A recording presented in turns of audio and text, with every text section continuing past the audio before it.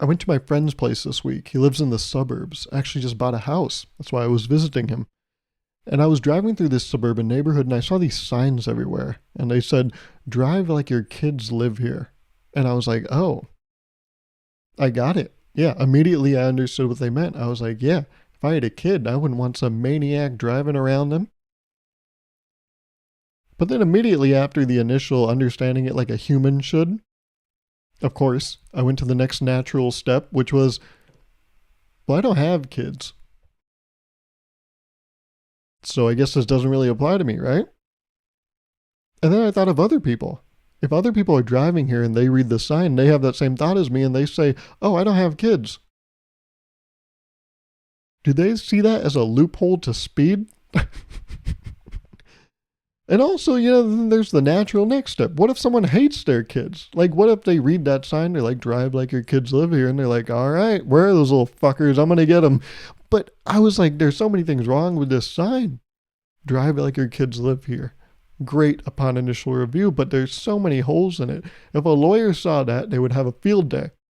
They would have to be like, well, let's establish what the relationship you have with your kids is like. And then we can prove the validity of the sign. Is it justified that you hit that person? Because I don't know, maybe you do hate your kids. And maybe you don't have kids. So you don't know what it's like to drive around kids because you're not a human being either.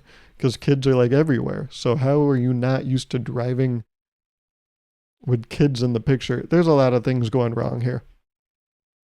But I thought about that. I was like, it's kind of a loophole.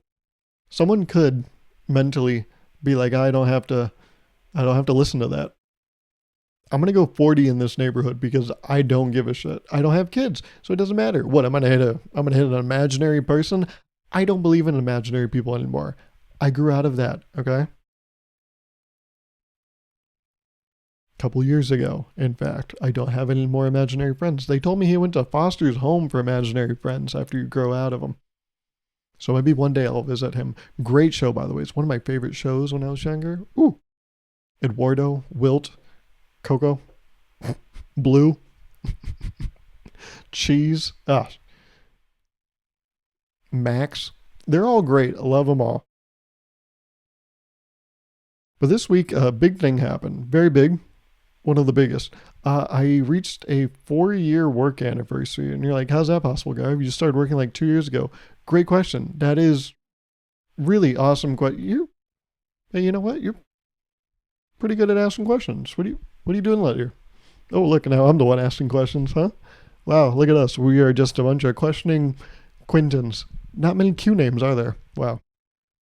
But it's because apparently the way it works at the company I work at is they take the amount of time you worked as an intern and they subtract that from your start date. So if you take my start date, you subtract 20 months from it. That's how many months I was an intern. It lands me in August 2020. I didn't even have a job in 2019 or 2020, but my start date, in a way, is 2020, August 13th, 2020. And so this week, I was congratulated. There was an email sent out by my manager. He said, congratulations to Gauruv on 4 years of working here. And all the congratulations started to roll in, right? All the people started being like, congrats. Oh my God. Can I get a picture? I was like, guys, please, too much. I got work to do. But no, they just needed my picture for a slide deck they were presenting on our team. So it wasn't actually, it had nothing to do with me. I'm not special. It's just still something I'm trying to come to terms with. But there's an art to being congratulated. I learned that. And I knew this. I've known this in the past. If you're receiving congratulations, you can't thank everyone too fast, or else it puts the people that haven't congratulated you in a tough position. Because let's say, your team has 15 people in it? Let's say 10 people have said congratulations. What are you going to reply to one person and be like, oh, thank you all. Thank you for the congratulations. Now the people that haven't done it, the 5 people, they're going to be like, oh, fuck, do I say something now? Now if I don't say something, my manager's going to be like, wait, why didn't you say something? But if I say something and it's going to be after the congratulations, then I seem like an asshole. Am I late?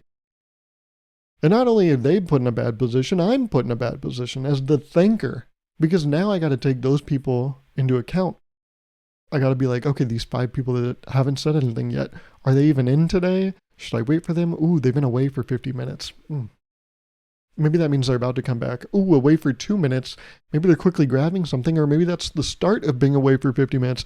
Oh my God, there's so much at stake here. But if I don't congratulate them fast enough, then they'll be like, oh, he's ungrateful. He's not seeing all this. He doesn't care.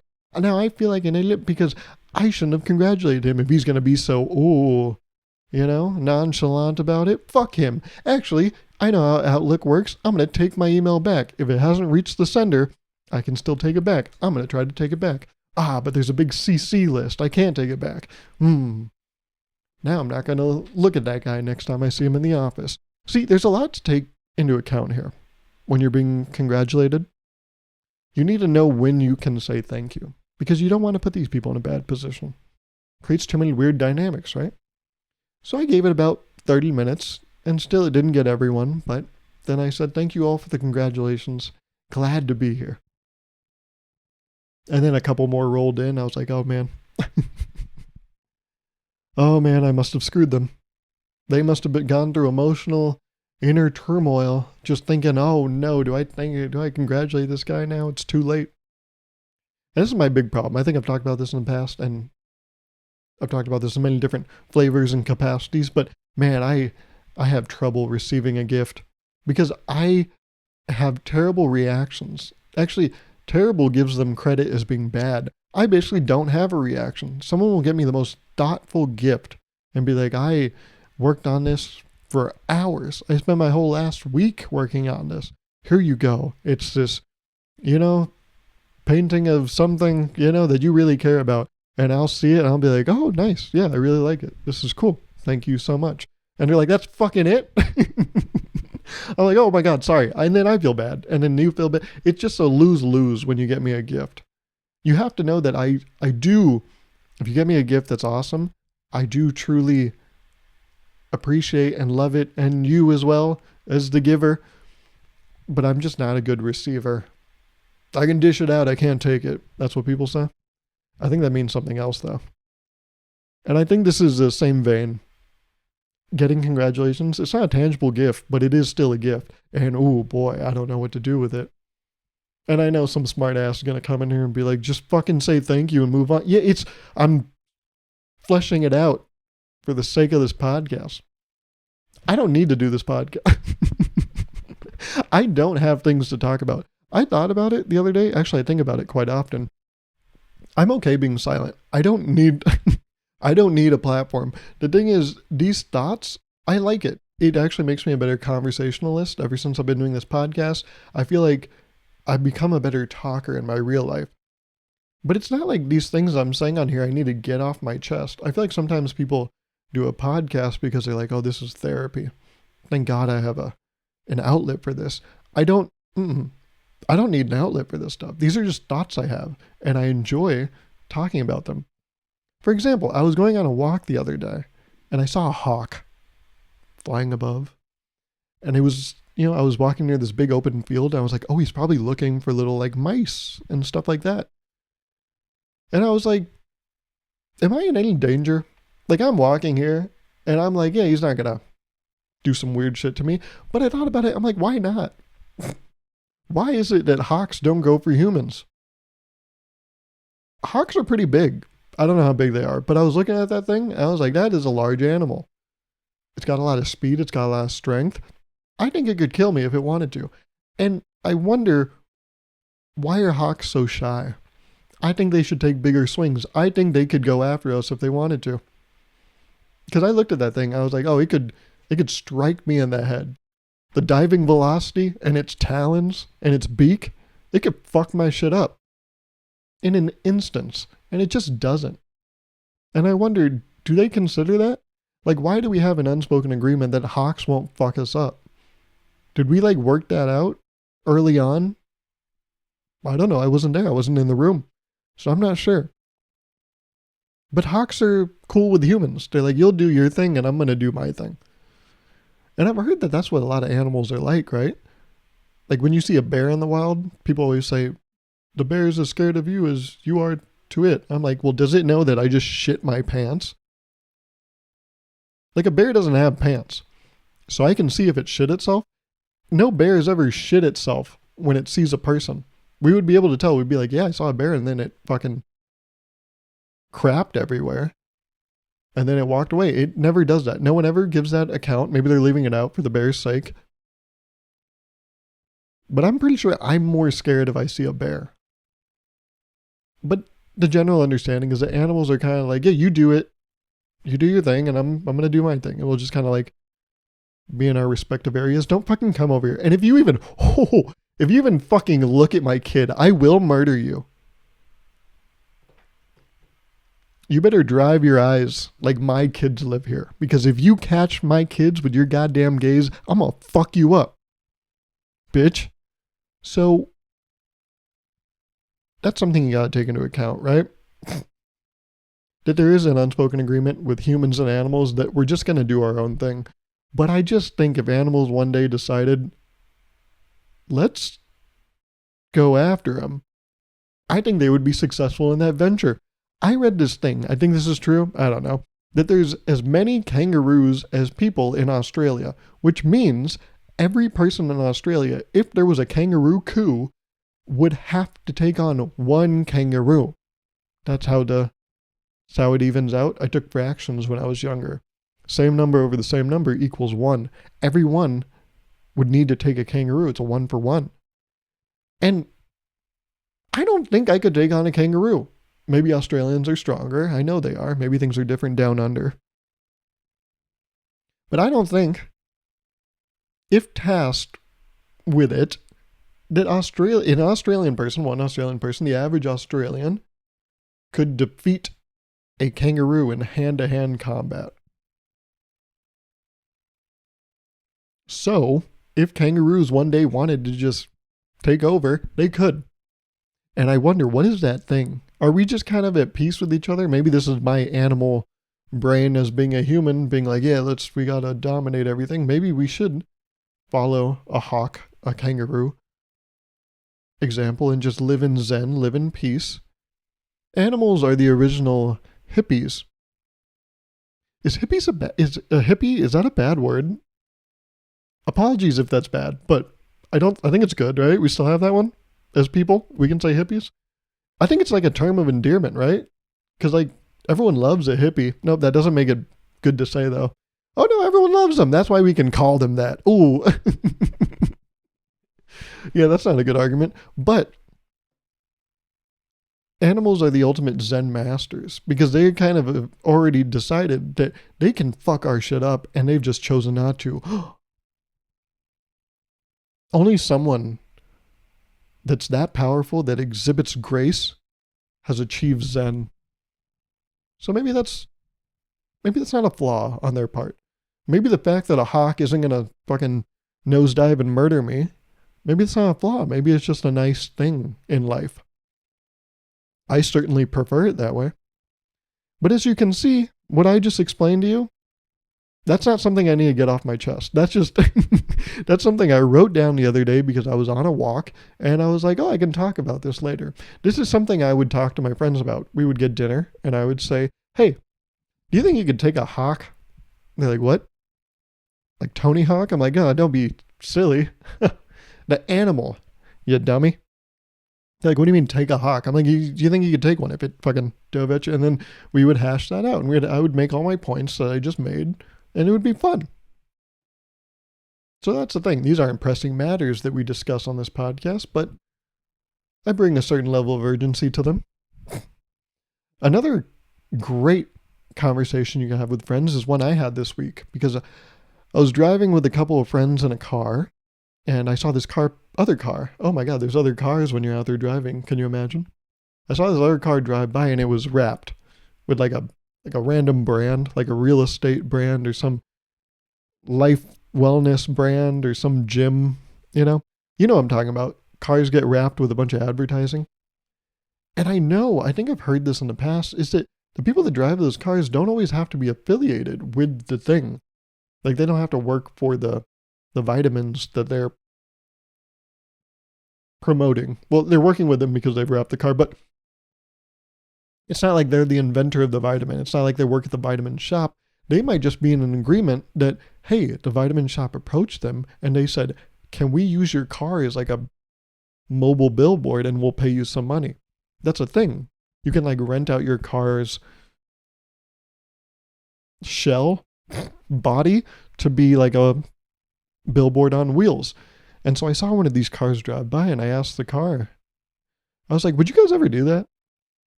And one of them was like, actually, I have a friend that does that. I was like, really? And I was like, do you know how much they get paid? And they're like, yeah, $3,000 a month. I was like, oh, say less. I would do it. I would so fucking do that. $3,000 a month? Are you kidding me? I don't know how long the contract is for, but imagine if you just had $3,000 more dollars. And I don't need my car to look nice. What am I trying to impress someone? As long as it's not like some weird shit. You know, if they, obviously there's some terms and conditions that may apply. Like if you wanted to put like a penis enlargement advertisement on my car, I would have to consider, I wouldn't. How graphic is it? Is it just words? I can justify words maybe. Maybe put them on the door so that when I open my door, it's like breaks the words and it doesn't look as weird. That one would be hard. Literally. Another one, maybe a hitman. I wouldn't want to advertise for a hitman. Call this number if you want, someone taken out. And not to dinner, but permanently. Those would be hard to advertise. That I don't know if I would want to enter an agreement where my car is open to such advertising. That's another example. A florist.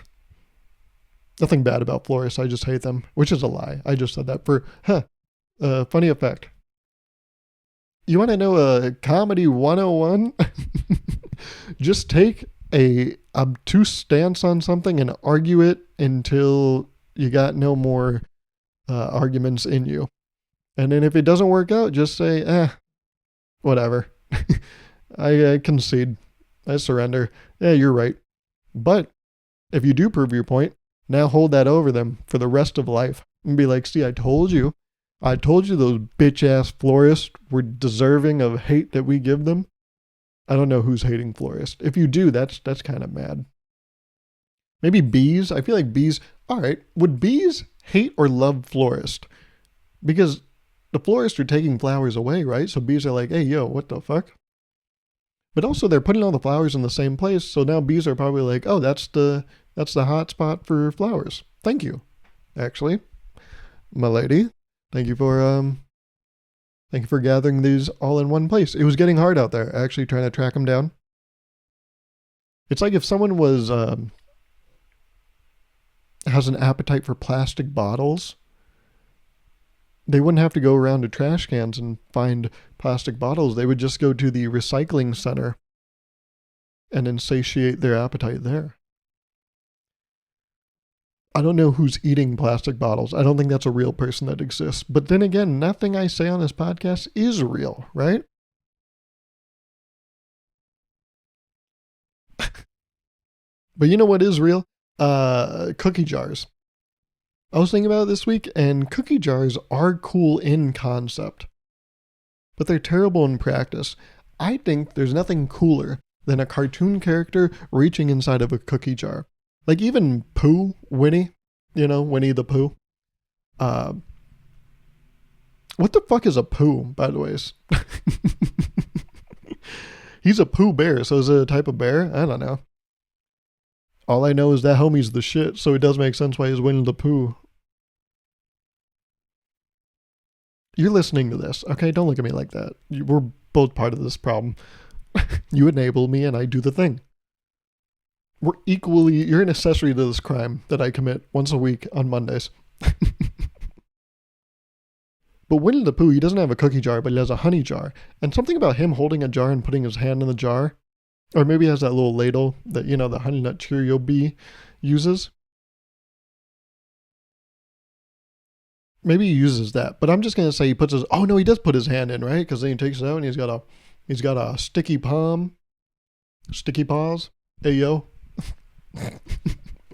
Well, he got sticky paws, right? So he does put his whole hand there. And I don't know why, but just a picture of him putting his hand in a jar, I really like that. And I thought about it, and I think there's some other probably cartoon character that puts their hand in a cookie jar. And I think that's really cool too. Something about it is nice. And you go to the person's place and they have a cookie jar. Oh, it's so sweet. It means the nice thing about seeing someone have a cookie jar, it means that cookies are part of their life. That cookies are evident enough of their day-to-day activity that they got to dedicate a whole jar to it. A casual is not going to buy, is not going to splurge, is not going to exercise the option to get a cookie jar and fill it with cookies. Even if you don't even fill it with cookies, just having it means you acknowledge the culture. You don't even have to participate, but as long as you pay your respects, you give flowers to cookie culture, that's enough for me. You're on my good side because of that. So if someone has a cookie jar, I think that is so amazing because it means that cookies play a part in their life. It's like when you, it's like, nope, I'm not going to say it actually. That's, I feel like that might piss some people off. So I will not say it. Wow, rare exercise of self-control. You're not going to see that very much on here. Or in real life. I never exercise. Man, I love joking about having a sedentary lifestyle. That really gets the masses going. But something about a cookie jar I really like. But if you think about it, cookie jars are fucking stupid. Like, if you actually try to use one, it's dumb. It's the worst, most inefficient use of a receptacle that you can do. You just put it's kind of a very vertical cylinder, maybe more ovular. It's got some curve to it. And you just put a bunch of cookies in there. First of all, it's a deep container. It's like a larger urn where cookies go to die. And it's just as sedimentary, right? Weird comparison to compare an urn to a cookie jar. But hey, that's the way the cookie crumbles. All right. But when you put a cookie in there, there's a lot of distance for it to cover. So there's a very high chance that by the time the cookie reaches the bottom of the jar, it's going to crack. It can't handle that. We never did the cookie drop experiment as kids, but we did an egg drop experiment, and I know that them shits be cracking. So I would only imagine that a cookie would crack too. Crumble. Crumble cookie. Isn't it kind of weird? Crumble cookies don't even really leave that many crumbs because they're kind of like... No, they do. Don't take anything I say here to be true because it's all false. I'm just saying nonsense at this point. I just said a cookie doesn't crumble. Kid has a lot to learn about the world because the cookie always crumbles. But what is he on about? The height of a cookie jar, it's very dangerous for cookies because you drop them in and they crack. And then when the cookies are in there, when you reach in, unsanitary. Everyone's going through the same orifice. Ugh. I don't like that. The cookie jars ran through. No. But then even when you get in there, you're probably touching multiple cookies. I like cookies very, very, very separate, Like where you can very clearly see each individual cookie. A cookie jar, you can probably even play this game. This probably happens at some parties where they have it, a cookie jar that's full of cookies. It's see-through, and you can do a little game where you guess, how many cookies are in the cookie jar? And if you get it right, you get the whole thing. Because a cookie jar, you can't tell how many cookies you're working with. So you don't know how to pace yourself. You don't know how to ration the cookies. Whereas if you got an Oreo sleeve, you can clearly see how many bullets are in the mag, With a cookie jar, oh my God, it's a free-for-all. It's chaos. Plus, what if you look in, you're like, there's 4 cookies. One of them's covered though. So by the time you get to the 4th cookie, you're like, fuck, it's cracked. No good. I just think it's so inefficient. There's a lot of rummaging going around, germs, cracking of the cookie, very disorganized. If there's different types of cookies, that's blasphemy. What are you doing? Mixing. But yeah, I'm a big cookie jar advocate. I'm a proponent to cookie jars. Aesthetically. As a symbol, I'm all for cookie jars. But in practice, they can fuck right off. That is bullshit, what they're doing with cookie jars. They're just too inefficient. Everything about their design is bad. Aesthetically, though, good. So yeah, We're really tackling the big issues here. This week, I also, where did I go? I got a coupon from a cashier. Where did I get that coupon from? I got it at a place that I don't go very often. And I don't know what that place is, but let's just say it was a grocery store. It was like a one-off grocery store that I needed to go to because I was forgetting one certain ingredient for something I was baking. So I went there. I stopped by this grocery store, and at the cash register, person gave me my receipt and said, yeah. Actually, it was UPS. I just remembered. So just scratch that thing I just talked about. I went to UPS and I went and gave them a package for shipping. And then they said, oh, here's your receipt. And they put it on this colorful piece of paper. And they said, with this piece of paper, you get 15% off something in the future. I didn't listen to what they said because I was so locked in to being fake.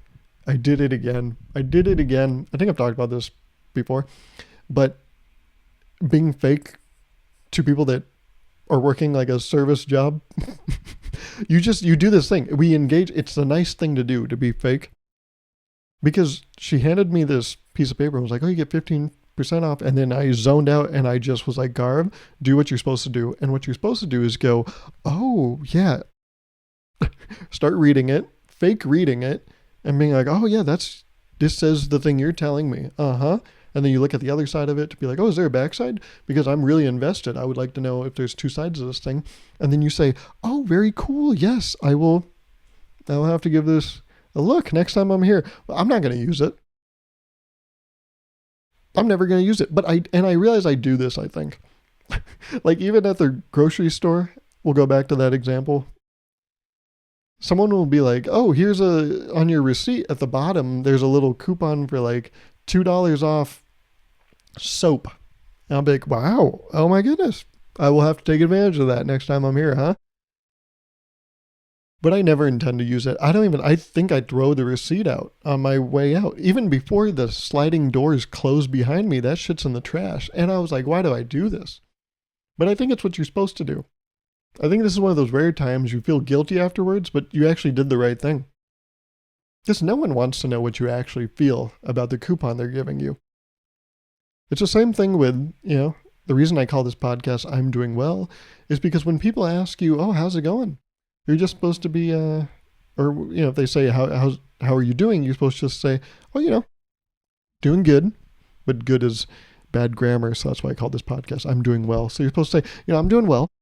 No one wants to be, hearing you say, oh man, tough week. And you're like, oh, fuck.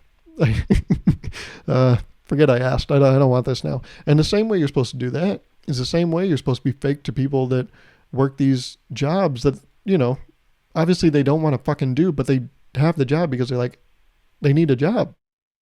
You think someone wants to work at UPS? You think that's a fucking passion project? So I'm like, let me not make this job any more difficult for you. Let me just be as nice as I can. And being nice is being fake. But I'm a big enough person to admit that I know I'm being fake. And I think that's the thing. There's an understood agreement, right? They know I'm being fake. And I don't give a fuck about this thing. But I'm going to put on the act. Because I want to make this as seamless as possible. I want us both leaving here smelling like roses, I don't need to be like, yeah, I don't think I'll use this. And it's like, they don't fucking care. They probably won't even be here next time you're here. So stop making it a thing. Just take the little paper and go. But I like to add a little spice on top, right? I like to play into it and be like, oh my goodness, thank you so much for giving this to me. This is such a big deal. In fact, you made my day. Hey, who's your manager? Who's your manager? Is it that person back there? Bring him over here. I want to give a good word for you. And they're like, please don't. If I get promoted, I'm going to be a manager and I fucking hate this job. Don't tell them anything. In fact, tell them I did a bad job. I'm trying to get out of here soon. That might be the best thing for me. So yeah, are you guys fake to people that work at cashiers, waiters? Well, waiters, the difference with a waiter versus like a cashier is a waiter is moving, right? Whereas a cashier is like stationary. So it feels even more evil to be mean to them because where are they going to go? Paper or plastic? Fuck you. How about that? And it's like, oh, well, I just got to stand here and take it. A waiter can walk away. Anything else for the table? No, and fuck you, how about that? And you're like, all right, whatever. I'm going to walk away, so this isn't my problem anymore. It feels almost evil when you're mean to someone that isn't a... Like, imagine being mean to someone in a toll booth. What are you doing? What do you... Yeah, $5 to get past the toll? $5? It used to be $3. God, you guys are hacking up the prices. Jacking up the prices? I wish my name was Prices. Like, just... Don't say that to them, though. Because they didn't make the price. They're just there breathing in the fumes of cars that's going to cut 10 years off their life. And the last thing they need is your little social commentary about like, oh, things are getting more expensive. Shut the fuck up.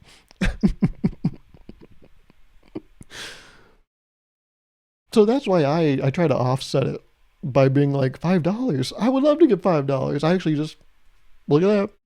Just had it on me. Yeah, well, you needed it. Yeah, I wasn't going to let you pass unless you gave me $5. And there you are being right again. You. We have a good thing going, don't we? You're always ribbing me like this. It's like kind of our thing. It's kind of the charm of the show. The show? What the fuck? Sir, just get, you don't even have to pay. I'm just going to put the spikes down. You can go. I've had enough of this.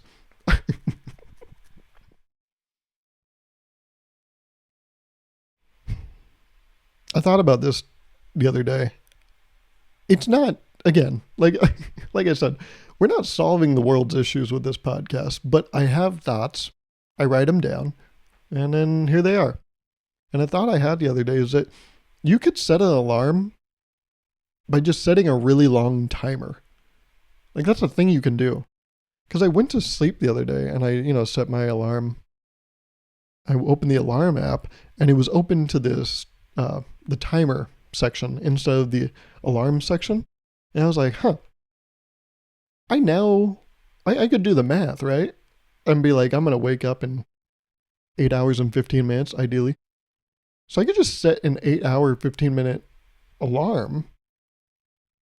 And it would be the same thing as setting an 8 a.m. alarm.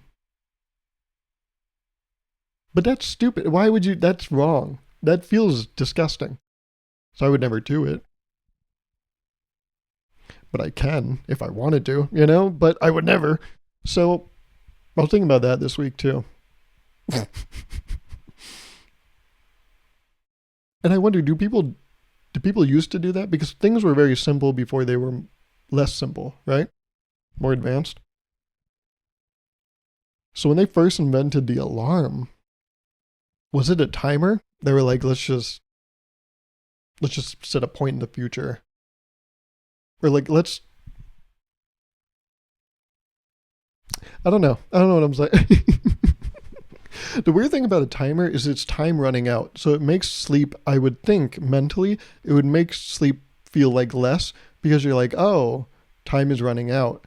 Whereas like, if you set an alarm, it's more like, oh, I've set a point in the future that I would like to start anew. And I think that's why mentally an alarm is even better than a timer, besides the whole naming, the nomenclature of the two and like the very basis of how they work. I think mentally it's nicer to have an alarm because it makes it to where you're like, oh, I'm doing a thing, rather than a timer means like I'm losing a thing, which is time. That's why those big, what do you call them? You turn it upside down, then the sand runs out. I don't like those. Those are fucking weird. Because it's like lost in real time and you can see the sand just... That's what a timer feels like to me.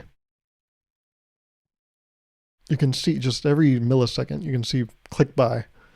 There's like sand dropping out of one of those things. So yeah, exciting week for me, huh? No, it is weird being an adult. I know we're pretty much at time. This week, I received a flurry of news. I found out that someone was getting engaged. I found out that someone was going to propose. I found out that someone having a kid. I found out that someone bought a house. I found out that someone is buying a dog. That was another one there. And then I also got fucking summoned for jury duty. And I'm like, this is not shit I need to be worrying about. Any of this.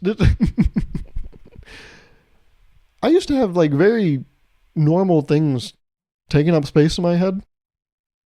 Oh, you keep things up there, Garv? Yeah, okay. No, what? Because it's empty. You're funny. Yeah, you're really hilarious. Hmm. But that's part of the charm, isn't it? We kind of go back and forth, don't we? We're always ribbing each other, aren't we? But yeah, a lot of adult things happen this week. So yeah, it's good to keep it light with this podcast, talking about hawks killing me. And I look forward to doing even more of that next week. So make sure you like this video. Been doing really good. So make sure you like the video. Please leave a comment. You guys are killing it. We got to get my stock up though. We're only killing it so much. We're almost at 300 subs. So if you're new, make sure you subscribe. And I'll talk at you next week. Okay? Bye.